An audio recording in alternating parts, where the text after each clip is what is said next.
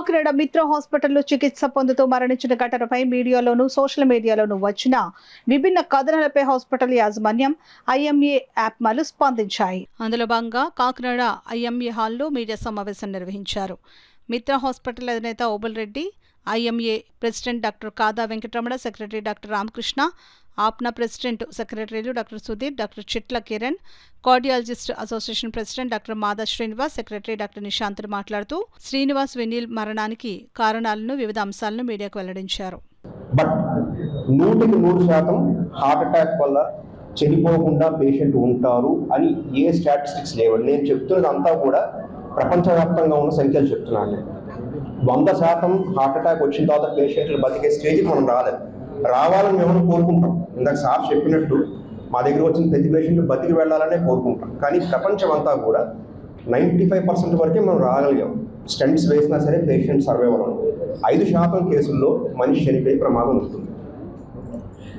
ఈ మనిషి అంటే హార్ట్ అటాక్ వచ్చి మనం స్టెంట్ వేసిన తర్వాత కూడా మనిషి చనిపోవడం అనే చనిపోవడం జరగడానికి గల కారణాలలో ప్రధానమైన కారణం స్టెంట్ థ్రాంబోసిస్.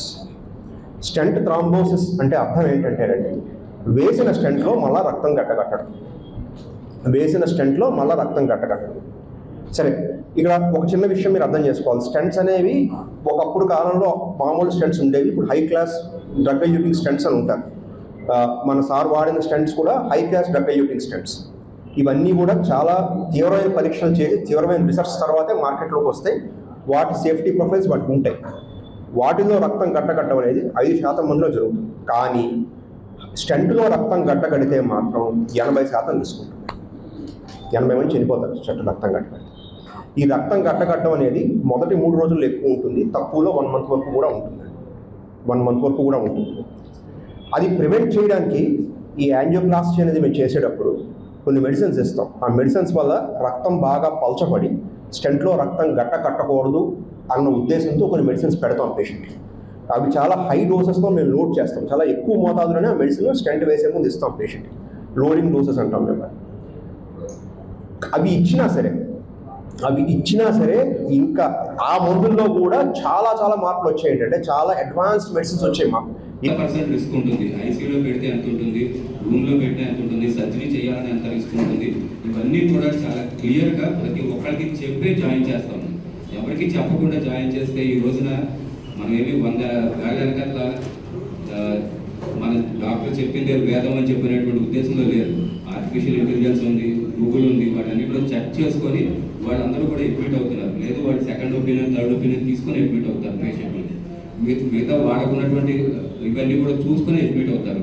కాబట్టి ఖచ్చితంగా వాళ్ళకి అన్ని క్లియర్గా ఎక్స్ప్లెయిన్ చేసి వాళ్ళ కన్సర్న్ తీసుకొని వాళ్ళకి రిస్క్ కూడా చెప్పి ఆ తర్వాతే ఈ ప్రొసీజర్స్ అనేటువంటివి చేస్తారు. హాస్పిటల్కి ఇందాక చెప్పినట్లు, నిశాంత్ గారు చెప్పినట్లు, ఓబుల్ రెడ్డి గారు చెప్పినట్లు ప్రతి పేషెంట్ని మేము 100% కాపాడలేము. అది ప్రజలకు కూడా మీరు అందరూ తెలియజేయాలి. అంటే ఒక హాస్పిటల్కి వెళ్ళంగానే పూర్తిగా నయమైపోతుంది అని చెప్పానంటే ఈ పాటికి అబ్దుల్ కలాం గారు లాంటి పెద్ద ఆయనే ఇలాగ పబ్లిక్లో మీటింగ్లో మాట్లాడుతూ చనిపోయారు. ప్రెసిడెంట్ తర్వాత ఉన్నటువంటి పొజిషన్లో.